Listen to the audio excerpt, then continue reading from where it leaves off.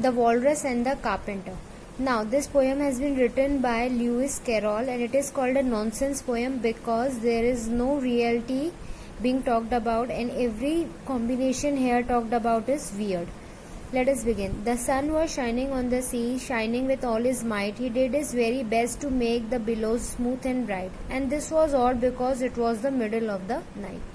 Now we can see the weird combination. Here it is being said that the sun was shining and at the same time it is being mentioned that it is the middle of the night. The moon was shining sulkily because she thought the sun had got no business to be there after the day was done. It was very rude of him, she said, to come and spoil the fun. Now moon was very fierce at this attitude of the sun because she believes that when the day is over, sun should go. But she says that at the night also he has come to spoil the fun. The walrus and the carpenter were walking close at hand. They wept like anything to see such quantities of sand. If this were only cleared away, they said, it would be grand. Now here is a weird combination of walrus and the carpenter and they are walking at the beach and they wish that the beach would be very good if the sand is cleared away. Oh, oysters, come and walk with us, the walrus did beseech. Beseech means request someone. A pleasant walk, a pleasant talk along the briny beach. We cannot do with more than 4 to give a hand to each. Now, they invite the oysters for a pleasant walk and talk on the beach. And they said that we can't do with more than 4 to give a hand to each, which shows their innate thinking that they will eat the oysters with each in hand. The eldest oyster looked at him, but never a word he said. The eldest oyster winked his eye and shook his heavy head, meaning to say he did not choose to leave the oyster bed. Now, the oldest of all the oysters didn't want to go with them because he knew that they will eat. And so he denied going there and he said that he is not going to leave his oyster bed. Oyster bed here is being referred to where oysters are found. But 4 young oysters hurried up, all eager for the treat. Their coats were brushed, their faces washed, their shoes were clean and neat, and this was odd because they hadn't any feet. Now there is one more weird combination. They are being said that the oysters' shoes were neat and clean. At the same time, it is being mentioned that they don't have any feet.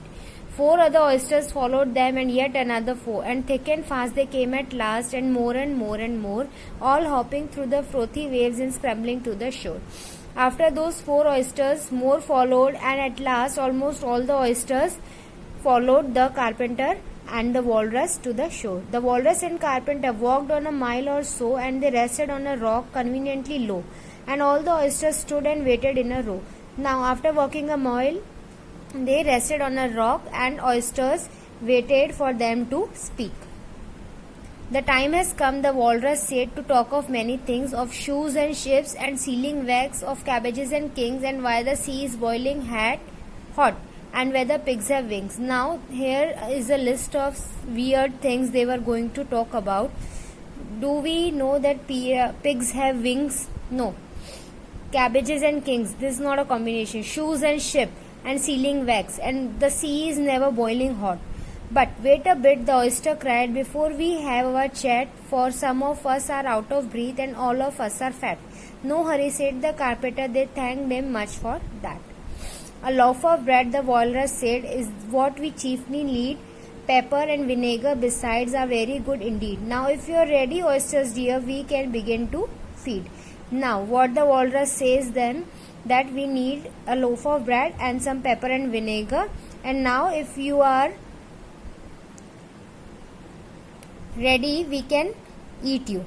But not on us, the oysters cried, turning a little blue. After such kindness, that would be a dismal thing to do. The night is fine. Do you admire the view? It was so kind of you to come, and you are very nice. The carpenter said nothing but cut us another slice. I wish you were not quite so deaf. I have had asked you twice. Now the oysters know that they are going to be eaten up. The walrus is a hypocritic animal right here, and he is thanking the oysters too that they have come, and it was very kind and nice thing they did. It seems a shame, the walrus said, to play them such a trick after we have brought them out so far and made them trot so quick. The walrus said nothing, but the butter spread too thick. Here the carpenter said nothing. Here the carpenter is just interested in eating. He doesn't speak much, and he is just quite interested in devouring all these oysters. I weep for you, the walrus said. I deeply sympathize. With sobs and tears he sorted out those of the largest size, holding his pocket handkerchief before his streaming eyes. Now he does an act of hypocrisy. He says that I weep for you, I sympathize with you, and saying that he takes the largest oyster and eats it. Oh, oysters, said the carpenter, you have had a pleasant run. Shall we be trotting home again? But the answer came there none, and this was scarcely all, because they had eaten every one. Now at the last the carpenter says that now you have a pleasant run, let's